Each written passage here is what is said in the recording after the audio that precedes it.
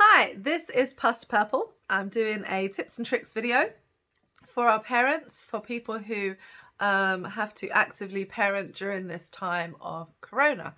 And I say actively parent because, of course, parenting comes with different levels of commitment and different levels of intensity.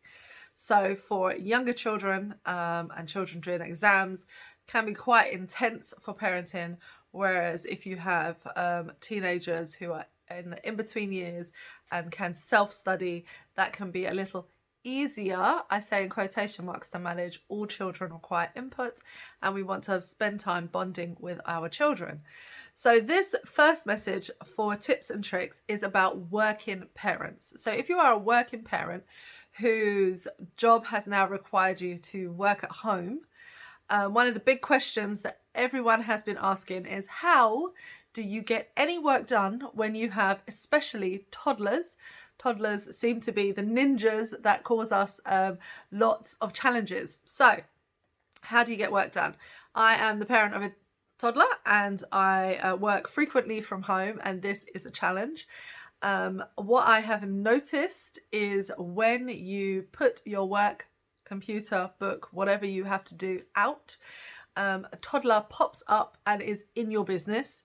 Whereas when you are just sitting or trying to get some cleaning done, toddler doesn't seem interested, and then you think you've got time to sneak off. So what I've learned is not to feel guilty. That's my first tip. Do not feel guilty. If you start feeling guilty about either missing work or missing toddler, you won't get anything done. So you have to put the guilt in the guilt box and put it to one side and say, I can't do that. That's not my problem. I need to deal with the task at hand. And then you need to look at what is actually physically, emotionally, spiritually possible to do while being at home. And I am notorious for overachieving. So I like to do a lot more than 1 hour can give me. I plan everything, I'm very organized, and I always think I can get a lot more done than is possible in 60 minutes. So tip number 2 is to be realistic, I think. What can you actually achieve while having the toddler? And that will alleviate, of course, guilt and help you to manage your expectations properly. And I think finally, you have to manage your time and the toddler's time. What I found was one particular day, I needed to get some work done, but my toddler was being very demanding. And so what I did was I actually put the work down, despite the fact I knew I had deadlines and had to get some things in. I said, if I don't deal with the toddler, I'm never going to get this done. So I went outside, I took her to the park, and I spent an hour and a half just running around, chasing her, going up and down slides, counting, you know, being really, really active. And that took a lot of energy out of me. But most importantly, it took a lot of energy out of my 2-year-old who had a brilliant nap. And in that time, when she was asleep, I was then able to achieve a set amount of work that I would not have been able to do had I been trying to balance her and work on my phone. That's the other thing I would say. Technology is your friend. I try and get as much work done as I can through my phone.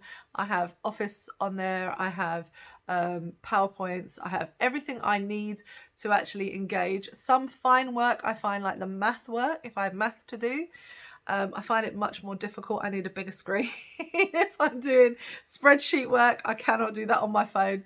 Credit to anyone who can. I can only do small amounts of spreadsheets on my phone.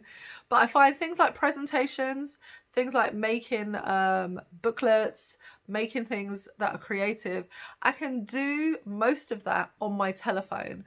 So I tend to try and give cuddles, and I'm still working above, you know, sit on the floor, so that she feels that I'm there and playing, but still working on my tablet and making whatever it is that's necessary.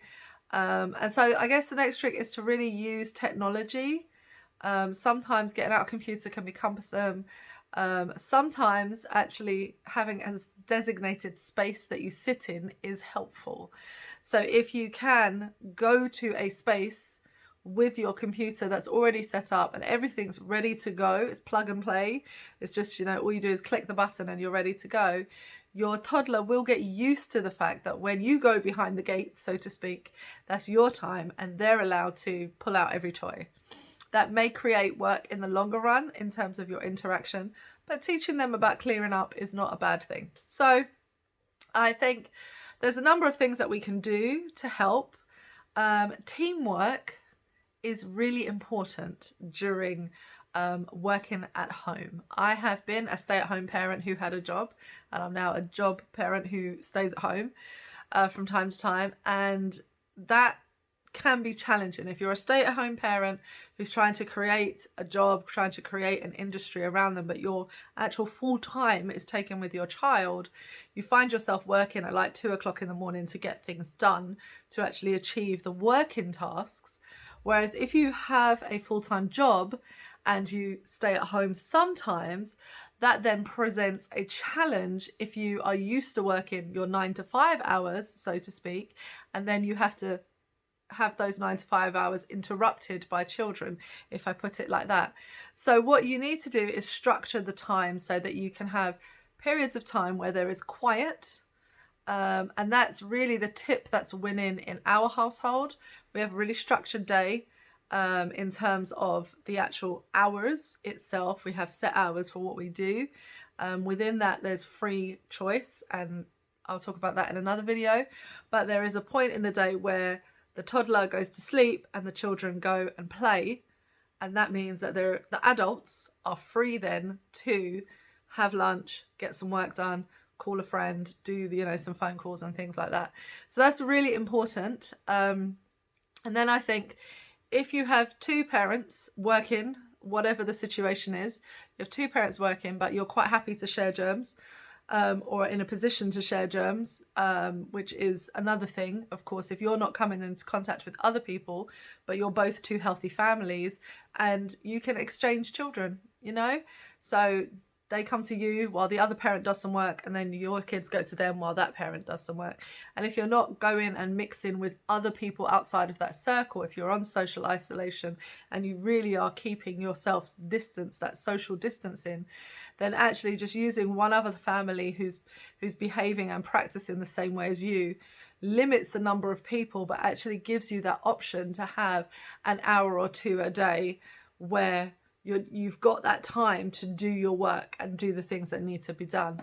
Otherwise, it's multivitamins, love, because you're going to be up in the nighttime doing your job, which is hard. And remembering that if you're in a relationship, that relationship may suffer during a time when you're all locked in the house, because the priority becomes working out how to deal with the children and then getting your job done.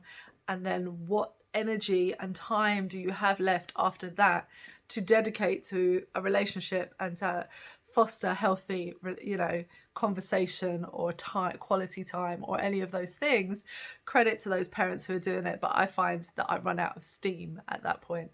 So we have good conversations through the day, but I'm maybe not having quality romantic interactions in the evening because work needs to be done. And so that's a real challenge that you have to bear in mind.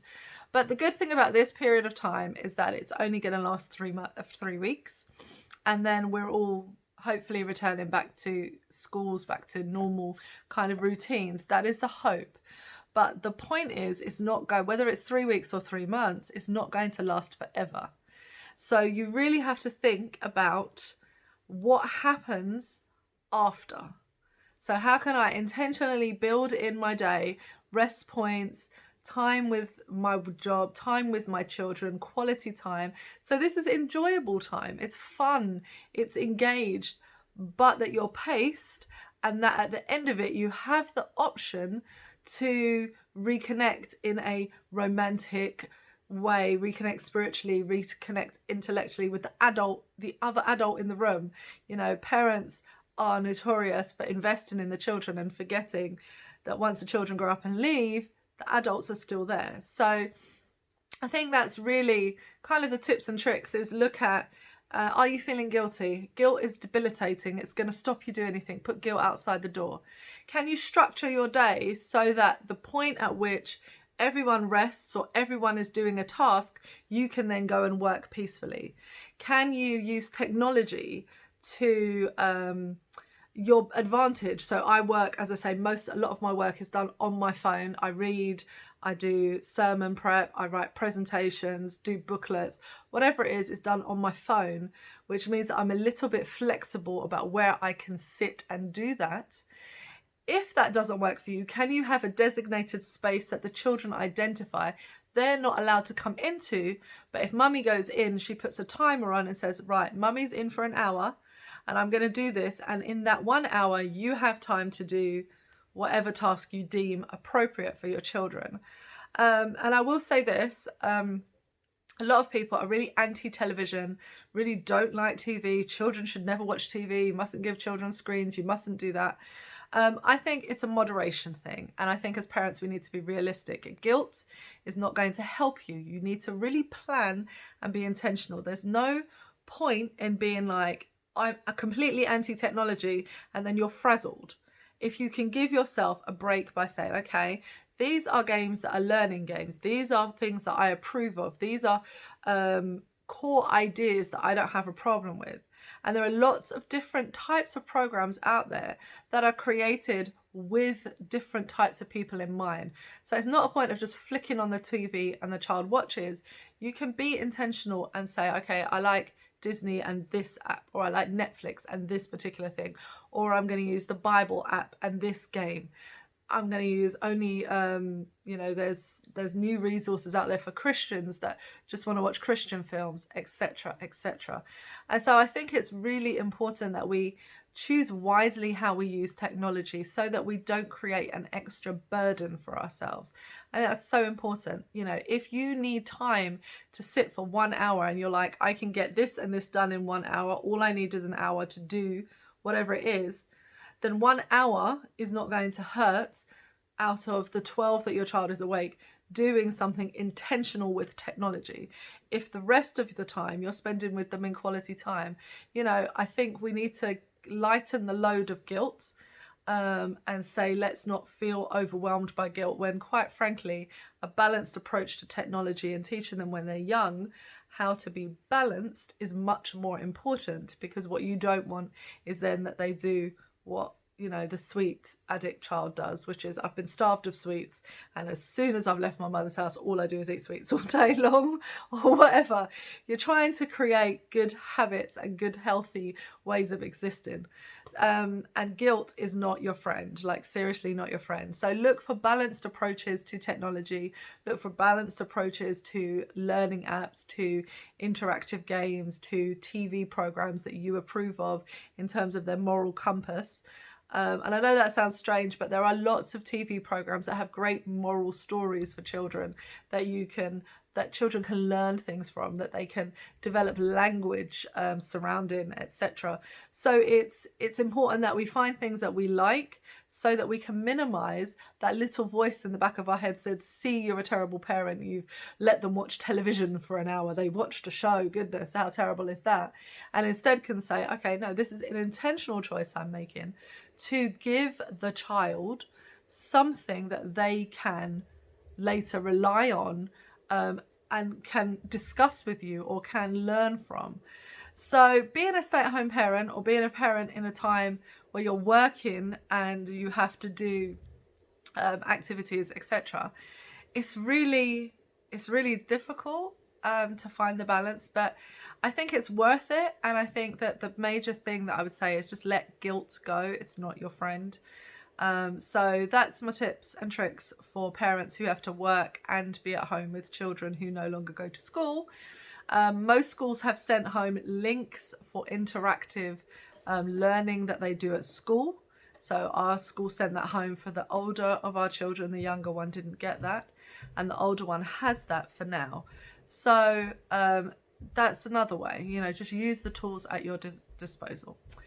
Have a great one, and we'll do the parental tips and tricks later. Bye bye.